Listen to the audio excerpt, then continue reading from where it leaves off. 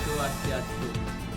Halo, selamat pagi pemirsa. Apa kabar Anda hari ini? Bersama saya Kadek Darmawan akan menemani Anda di acara Liputan 6.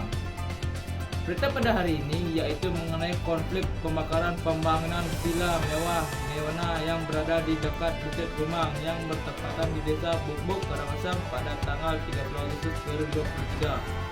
Saya telah mengirim dua rekan saya untuk mencari informasi mengenai konflik tersebut. Pada rekan-rekan yang ada di lapangan, saya persilahkan. Baik, terima kasih. Di sini kami akan mewawancarai dua orang yang mengetahui kejadian tersebut, yaitu Mbak Cika dan Mbak Septi.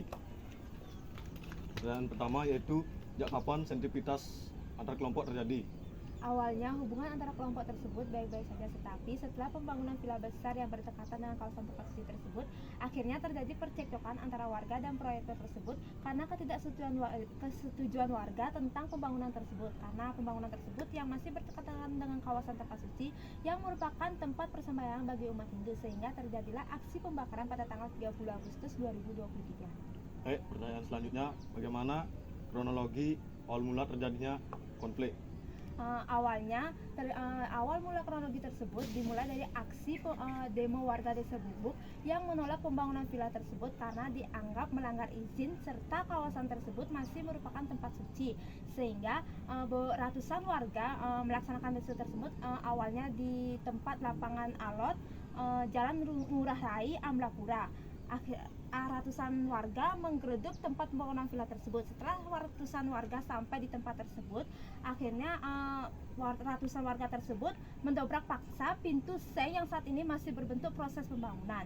Ratusan warga masuk ke dalam dan meminta paksa berhenti proyek yang bekerja saat itu juga, serta meninggalkan tempat tersebut saat itu juga.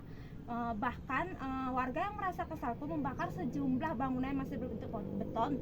Kondisi tersebut mengakibatkan asap tebal di berbagai titik. Namun kondisi tersebut langsung ditangani oleh polisi. Akan tetapi komunikasi antara polisi dan warga berlangsung alot karena warga menginginkan keputusan pemberhentian sementara pembangunan villa tersebut, sehingga Kepala Kesbang Polisnas mengambil ahli yang setelah memakai atribut lengkap polisi, akhirnya meminta paksa warga untuk membubarkan diri saat itu juga.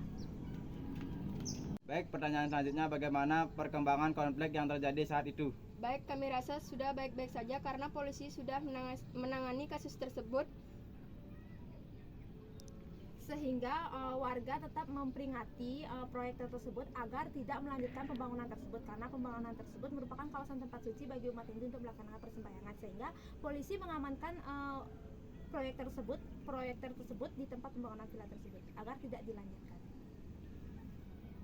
Baik, bagaimana dampak konflik yang kalian rasakan?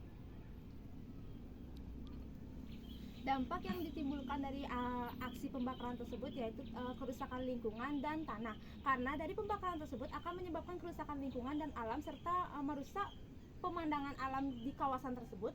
Bahkan tanah pun menjadi rusak karena aksi pembakaran yang menyebabkan beberapa asap serta batuan api yang mungkin menggebuk dalam pembangunan tersebut. Baik, terima kasih. Kami kembalikan ke studio. Baik, terima kasih atas rekan-rekan saya yang ada di lapangan. Berita tadi sekaligus menutup perjumpaan kita pada hari ini. Saya Kadek Darmawan pamit undur diri. Om Santi Santi Santi Om.